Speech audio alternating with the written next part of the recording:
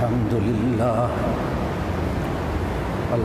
لله نحمده ونستعينه ونستغفره ونؤمن به ونتوكل عليه ونعوذ بالله من شرور أنفسنا ومن سيئات أعمالنا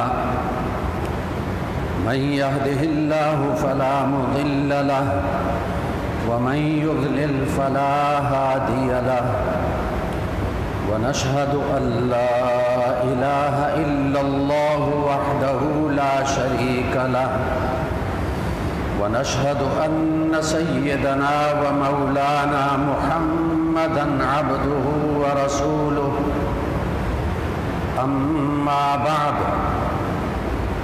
بسم الله الرحمن الرحيم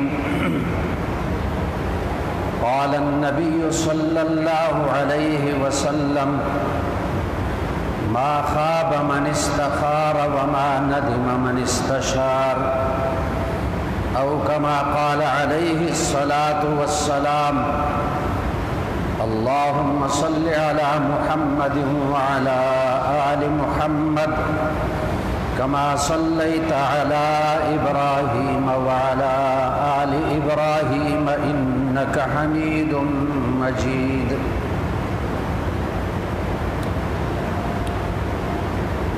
قابل احترام سامعین کرام،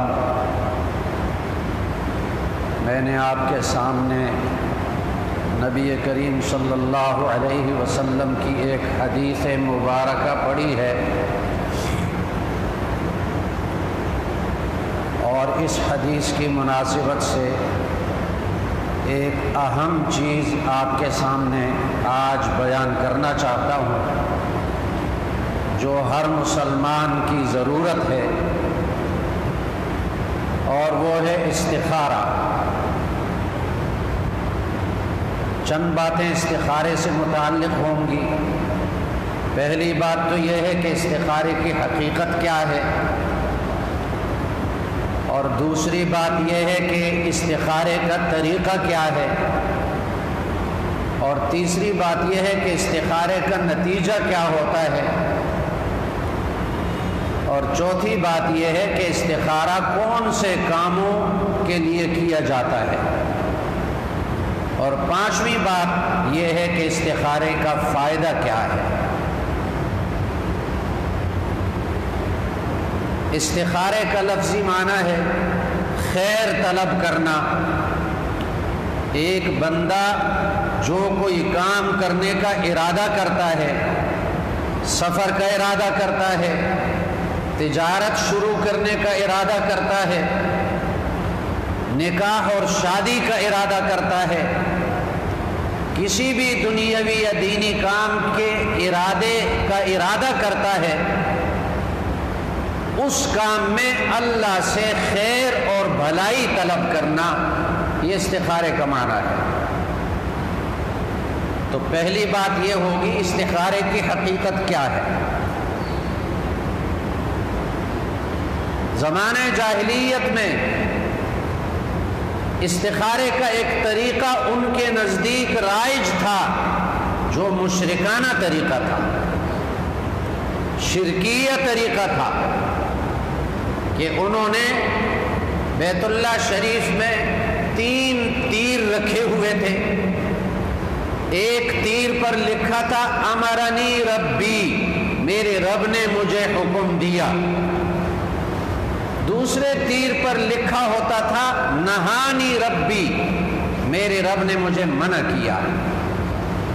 اور تیسرا تیر خالی ہوتا تھا، اور جو شخص استخارہ کرواتا وہ بیت اللہ شریف کے متولی کو نذرانہ دے دیتا، کچھ رقم مختص تھی وہ رقم دے دیتا، اور بیت اللہ شریف کا متولی اس کے لیے قرعہ ڈالتا، ان 3 تیروں کا قرعہ ڈالتا۔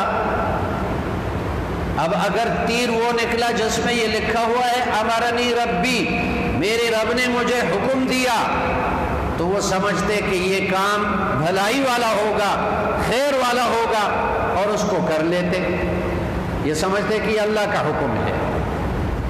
اور اگر دوسرا تیر نکل جاتا نہانی ربی، میرے رب نے مجھے منع کیا، وہ سمجھتے کہ اس کام میں کوئی خیر اور بھلائی نہیں ہوگی، اس کام سے رک جاتے. اور اگر تیسرا تیر نکل جاتا تو دوبارہ نذرانہ دے کر دوبارہ قرآن اندازی کرواتے. یہ طریقہ مشرکانہ ہے، اس لیے کہ جس تیر پہ لکھا ہوا ہے میرے رب نے مجھے حکم دیا، یہ غلط ہے. یہ کس کو پتا ہے کہ اللہ نے یہ حکم دیا؟ اللہ کا حکم تو وہ ہے جو وحی کے ذریعے سے آئے، وہ اللہ کا حکم ہے. نبی پر وحی آتی ہے، وحی کے ذریعے سے اللہ کا حکم آتا ہے. جب وحی منقطع ہو گئی اس کے بعد اللہ کا نیا حکم نہیں آ سکتا. تو زمانہ جاہلیت میں چونکہ نبی کریم صلی اللہ علیہ وسلم سے پہلے عیسیٰ علیہ السلام کے آسمانوں پر اٹھائے جانے کے بعد وحی کا سلسلہ منقطع ہو گیا. اب تیر پہ یہ لکھنا کہ میرے رب نے مجھے حکم دیا، یہ غلط ہے، مشرکانہ طریقہ ہے. یا تیر پر یہ لکھنا کہ میرے رب نے مجھے اس سے منع کیا، یہ مشرکانہ طریقہ ہے. تو زمانہ جاہلیت میں استخارے کا جو مشرکانہ طریقہ تھا اس کو نبی کریم صلی اللہ علیہ وسلم نے رد فرمایا، یہ درست نہیں ہے. اور مسنون طریقہ بتا دیا، اور وہ بالکل آسان طریقہ ہے کہ جب بھی ایک شخص کو کوئی کام پیش آ جائے، کسی کام کا ارادہ کرے تو اپنے رب سے خیر طلب کرے، اپنے رب سے مشورہ لے، اپنے رب سے خیر اور بھلائی طلب کرے. اور اس کی صورت کیا ہے کہ 2 رکعت نماز استخارہ پڑھے. صلاۃ استخارہ یہ نفل نماز ہے، خشوع خضوع سے پڑھے، آداب کے ساتھ پڑھے. اور 2 رکعت نماز استخارہ کے بعد دعائے استخارہ جو نبی کریم صلی اللہ علیہ وسلم نے سکھائی، احادیث کی کتابوں میں موجود ہے، مسنون دعاؤں کی کتابوں میں وہ دعا موجود ہے، وہ دعا پڑھے. دعا سے پہلے درود شریف پڑھے، دعا کے بعد درود شریف پڑھے، درمیان میں وہ دعا پڑھے. اللہم انی استخیرک بعلمک واستقدرک بقدرتک واسألک من فضلک العظیم فإنک تقدر ولا اقدر وتعلم ولا اعلم وانت علام الغیوب. اللہم ان کنت تعلم ان هذا الامر خیر لی فی دینی ومعاشی وعاقبت امری وعاجل امری وآجلہ فاقدرہ لی ویسرہ لی ثم بارک لی فیہ. وَإِن كُنْتَ تَعْلَمُ أَنَّ هَذَا الْأَمْرَ شَرٌّ لِّي فِي دِينِي وَمَعَاشِي وَعَاقِبَةِ أَمْرِي وَعَاجِلِ أَمْرِي وَآجِلِهِ فَاصْرِفْهُ عَنِّي وَاصْرِفْنِي عَنْهُ وَاقْدُرْ لِي الْخَيْرَ حَيْثُ كَانَ ثُمَّ أَرْضِنِي بِهِ. یہ استخارے کی دعا ہے اور ہر مسلمان کو یہ یاد ہونی چاہیے. اور اگر زبانی یاد نہیں ہے کسی کو تو 2 رکعت نماز استخارہ پڑھنے کے بعد کتاب کھول کر اس کتاب کے اندر پڑھے. پہلے درود شریف پڑھے، آخر میں درود شریف پڑھے، درمیان میں وہ دعا پڑھے.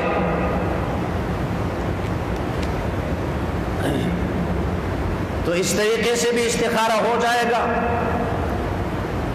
اللہم انی استخیرک، اس کا ترجمہ کیا ہے؟ اللہم انی استخیرک بعلمک، اے اللہ تیرے علم میں جو میرے لیے خیر اور بھلائی ہے وہ میں تجھ سے طلب کرتا ہوں. وَأَسْتَقْدِرُكَ بِقُدْرَتِكَ، اور تیری قدرت سے میں اپنے لیے طاقت مانگتا ہوں. اصل قدرت تیری ہے، تیری قدرت سے میں طاقت مانگتا ہوں. وَأَسْأَلُكَ مِن فَضْلِكَ الْعَظِيمِ، اور تیرا بڑا فضل میں تجھ سے مانگتا ہوں. فَإِنَّكَ تَقْدِرُ وَلَا أَقْدِرُ، تو قدرت رکھتا ہے میں قدرت نہیں رکھتا. وَتَعْلَمُ وَلَا أَعْلَمُ، تو جانتا ہے میں نہیں جانتا، وَأَنْتَ عَلَّامُ الْغُيُوبِ، تو تمام غیبوں کو جاننے والا ہے۔ اللہم ان کنت تعلم ان هذا الامر خیر لی فی دینی ومعاشی وعاقبت امری وعاجل امری وعاجلہ فاقدرہ لی ویسرہ لی ثم بارک لی فیہ۔ اے اللہ، اگر تیرے علم میں یہ بات ہے کہ جو کام میں کرنے کا ارادہ کرتا ہوں یہ میرے لیے دنیا اور آخرت کے اعتبار سے، دین اور دنیا کے اعتبار سے میرے لیے بہتر ہوگا تو اس کو میرے لیے مقرر فرما دے۔ وَإِن كُنْتَ تَعْلَمُ أَنَّ هَذَا الْأَمْرَ شَرٌّ لِّي فِي دِينِي وَمَعَاشِي وَعَاقِبَةِ أَمْرِي وَعَاجِلِ أَمْرِي وَعَاجِلِهِ فَاصْرِفْهُ عَنِّي وَاصْرِفْنِي عَنْهُ۔ اگر تیرے علم میں یہ بات ہے کہ جو کام میں کرنا چاہتا ہوں یہ میرے لیے دنیا اور آخرت کے اعتبار سے مفید نہیں ہوگا تو مجھے اس کام سے پھیر دے اور اس کام کو مجھ سے پھیر دے۔ یہ اس کا ترجمہ ہے۔ تو اس میں اللہ سے خیر طلب کی جاتی ہے، بھلائی طلب کی جاتی ہے۔ یہ تو استخارے کی حقیقت ہو گئی کہ استخارے میں اللہ سے خیر اور اللہ سے بھلائی طلب کی جاتی ہے، اور پھر استخارے کا طریقہ بھی بیان ہو چکا۔ لیکن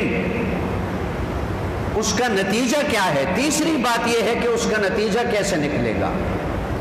لوگ یہ سمجھتے ہیں کہ استخارہ رات کو سونے سے پہلے کیا جائے اور پھر سو جائیں استخارے کے بعد، اور کوئی خواب نظر آئے گا اور اس خواب میں حکم ہوگا کہ ایسا کام کرو، یا اس خواب میں منع کیا جائے گا کہ ایسا کام نہ کرو، یہ کام نہ کرو۔ یہ کوئی حدیث سے ثابت نہیں ہے اور یہ کوئی ضروری بھی نہیں ہے۔ یہ بھی ضروری نہیں کہ استخارہ رات کو سونے سے پہلے کیا جائے، دن کو بھی استخارہ کر سکتے ہیں۔ یہ بھی ضروری نہیں کہ استخارے کے بعد خواب بھی نظر آ جائے، یہ بھی ضروری نہیں۔ استخارے کا نتیجہ یہ ہے کہ استخارے کے بعد اس بندے کا دل جس طرف مڑ جائے، سمجھے کہ یہ اللہ کی طرف سے اس میں خیر ہوگی، وہی کام کرے۔ استخارہ کرنے کے بعد اگر اس کا دل کا رجحان اس کام کے کرنے کے طرف ہو جائے تو سمجھے کہ اس میں خیر ہوگی اور وہ کام کر لے، اور اگر اس کے دل کا رجحان اس کام کے نہ کرنے کے طرف، چھوڑ دینے کے طرف ہو جائے تو سمجھے کہ اس کے نہ کرنے میں خیر اور بھلائی ہوگی، لہٰذا اس کو چھوڑ دے۔ اپنے دل کو دیکھے کہ دل کا رجحان کس طرف ہے۔ خواب دیکھنا کوئی ضروری نہیں، اور خواب میں حکم ہونا یہ بھی کوئی ضروری نہیں۔ اگر ایک دفعہ استخارہ کرنے کے بعد کسی ایک طرف اس کا دل مائل ہو گیا، اسی کو اختیار کر لے، لیکن اگر ایک دفعہ استخارہ کرنے کے بعد اس کا دل اس طرف مائل نہیں ہوا، پھر بھی تردد میں رہا اور شک میں رہا، اس کے بعد بھی شک رہا، دوبارہ استخارہ کرے۔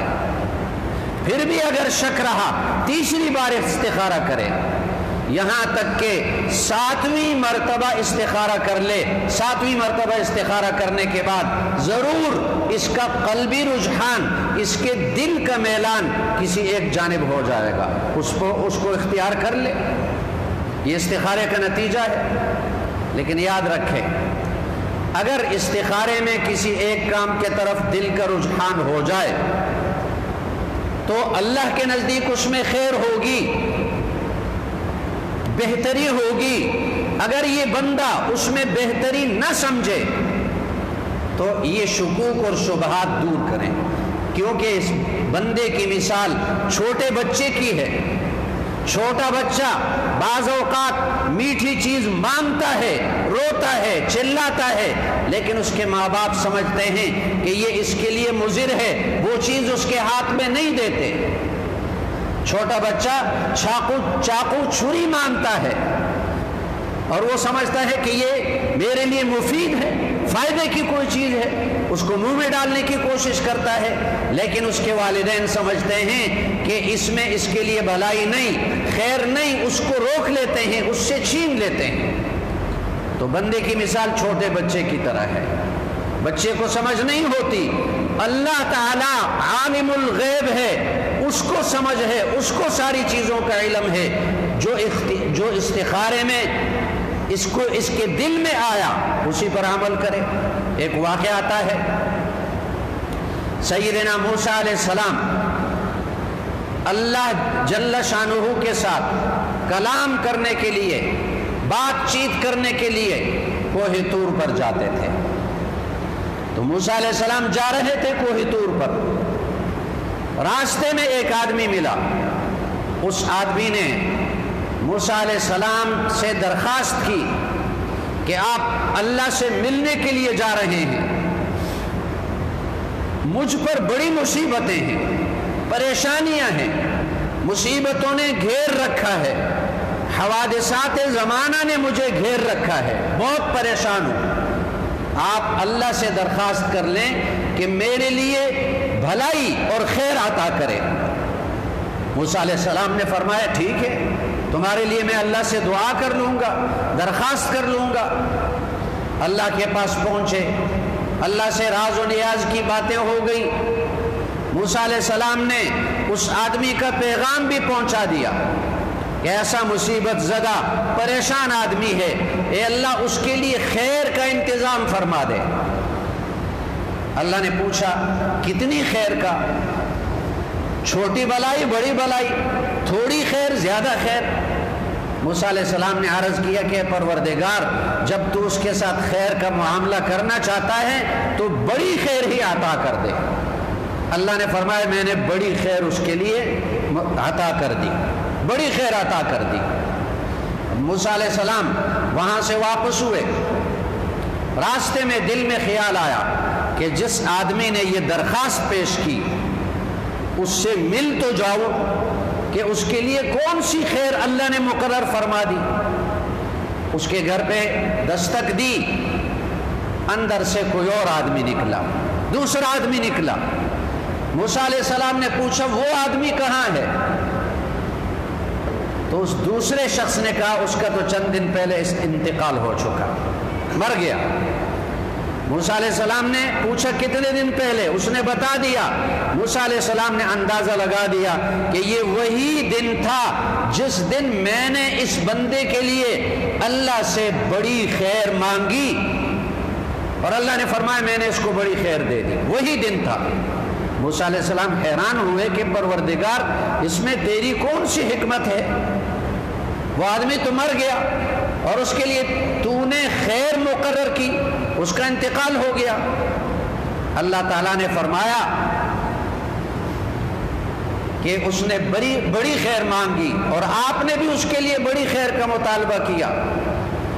یہ ساری دنیا اور اس دنیا کے سارے خزانے اگر اس کو دے دیے جاتے تو آخرت کے مقابلے میں ایک ذرہ بھی نہیں ہے، اور میں نے اس کے لیے بڑی خیر مقرر کر دی، موت کے بعد جنت اس کے لیے مقرر کر دی، اس کی قبر جنت کا باغ بن جائے گا، اس سے بڑی خیر اور کوئی نہیں۔ تو اس واقعے سے یہ بات سمجھ میں آئی کہ بعض اوقات انسان استخارے کے بعد ایک کام کے طرف اس کا رجحان ہوتا ہے، اس میں وہ خیر نہیں سمجھتا، لیکن اللہ کے نزدیک اس میں بڑی خیر ہوتی ہے۔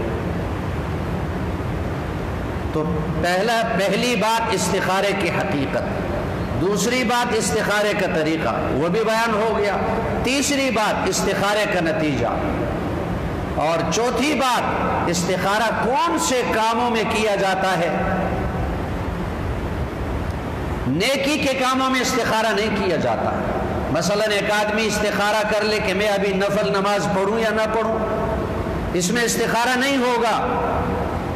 ایک آدمی استخارہ اس لیے کرے کہ میں قرآن مجید کی تلاوت کروں یا نہ کروں، اس میں استخارہ نہیں ہے۔ درکار خیر استخارہ نیست، نیکی کے کاموں میں استخارہ نہیں ہے۔ نیکی کے کام کرو، ہاں بعض کاموں کا وقت مقرر نہیں ہوتا، اس وقت کی تعیین کے لیے استخارہ کر سکتے ہیں۔ ایک آدمی کا ارادہ ہے عمرے کے لیے جانے کا، وہ استخارہ کرتا ہے کہ اس مہینے میں چلا جاؤں یا اگلے مہینے میں چلا جاؤں، رمضان میں چلا جاؤں یا پہلے چلا جاؤں، اس کے لیے استخارہ کر سکتا ہے۔ تو نیکی کے کاموں میں استخارہ نہیں۔